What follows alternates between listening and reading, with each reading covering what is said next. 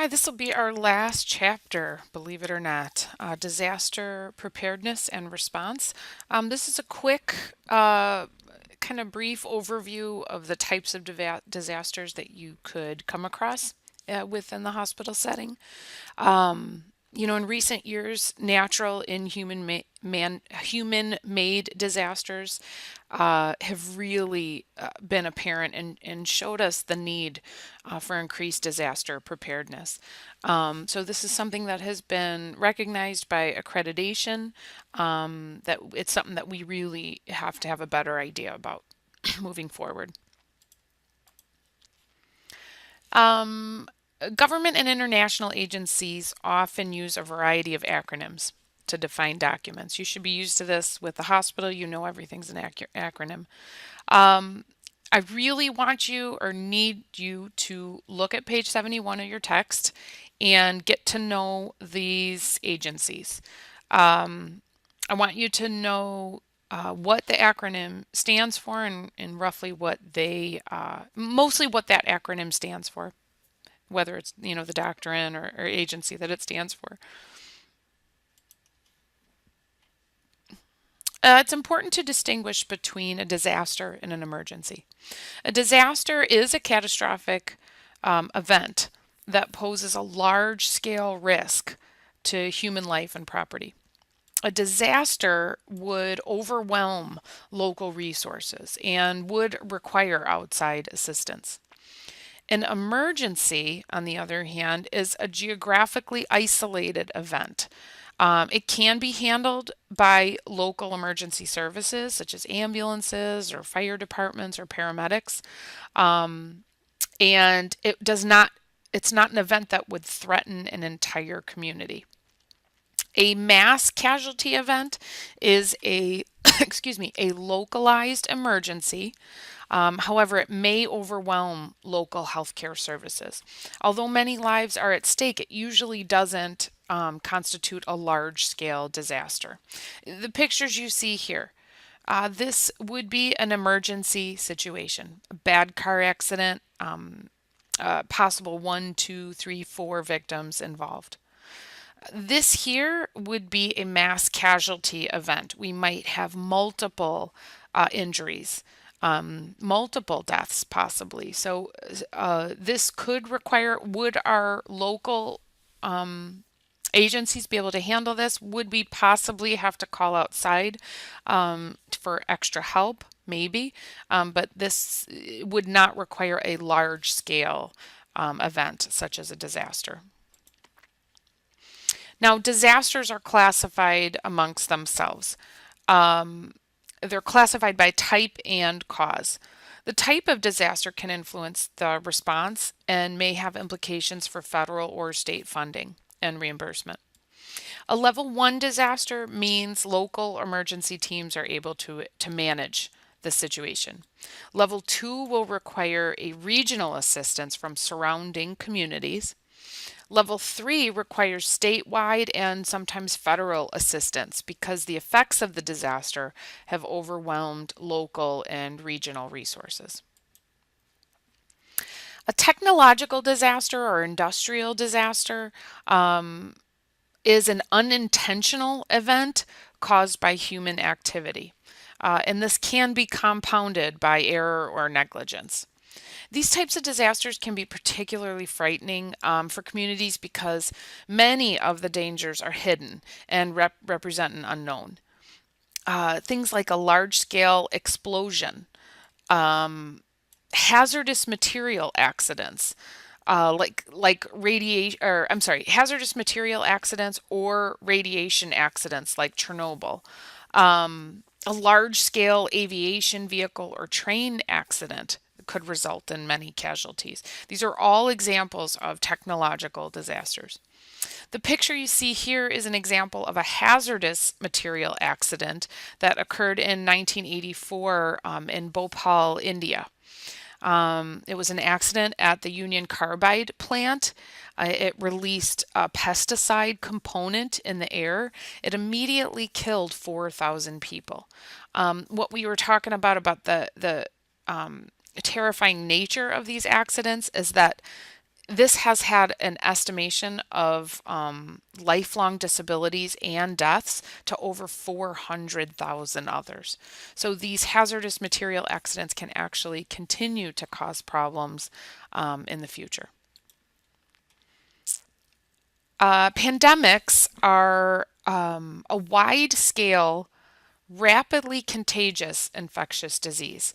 An epidemic is localized to a specific population. A pandemic, we're saying, this has the ability to almost become worldwide.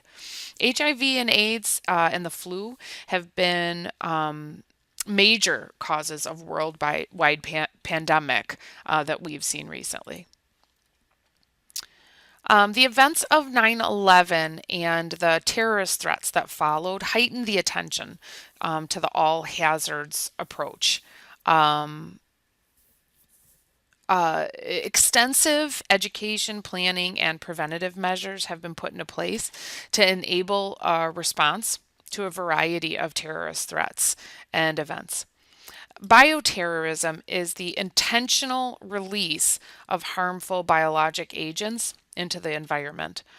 This could be disease causing, such as bacteria or viruses. Remember the anthrax that was being sent in through the mail. Smallpox would be another possibility. Another form of terrorism would be chemical terrorism. This is the use of chemical agents for intentional harm in the population. This most publicly has been seen in Syria, has occurred multiple times where dozens of citizens were killed by the Syrian president. And a bombing or a direct attack. This would be 9/11.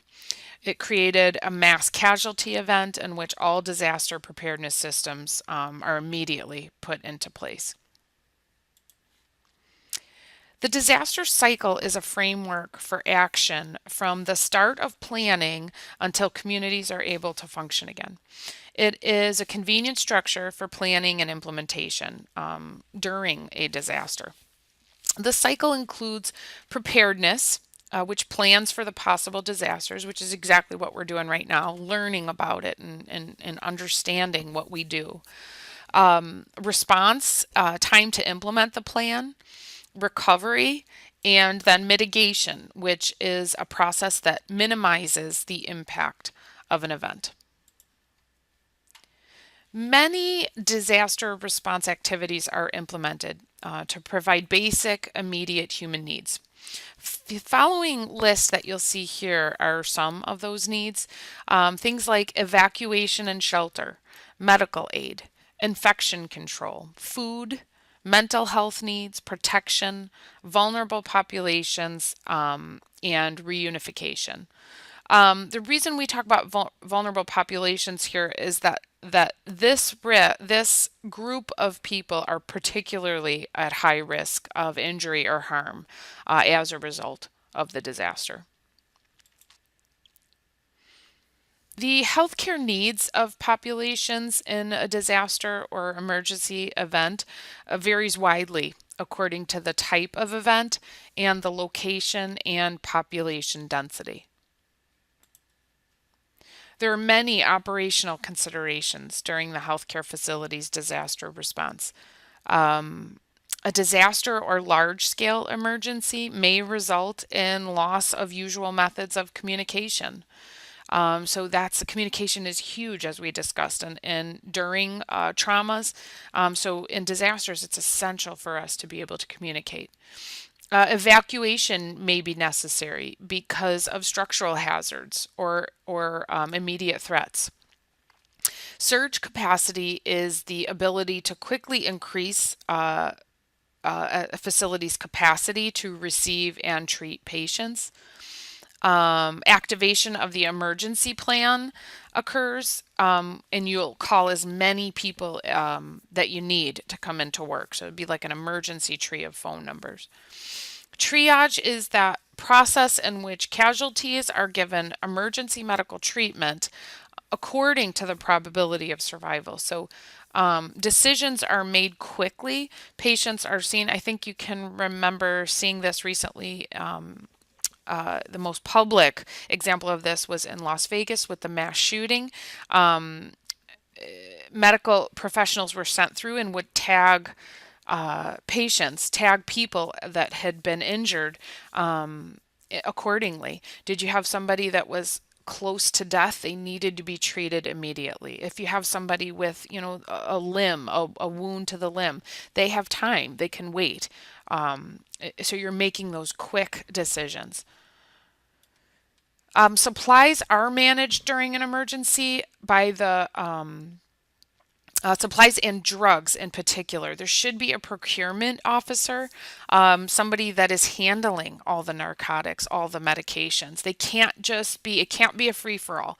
So there's always going to be somebody that is responsible, and the staff that is responsible to keep track of all of that. And then finally, the morgue. Facility morgue should be set up near a back of the hospital. This would be if there is a need for overflow. If you have overwhelmed, the possibility is there to overwhelm the morgue, then an area should be assigned to handle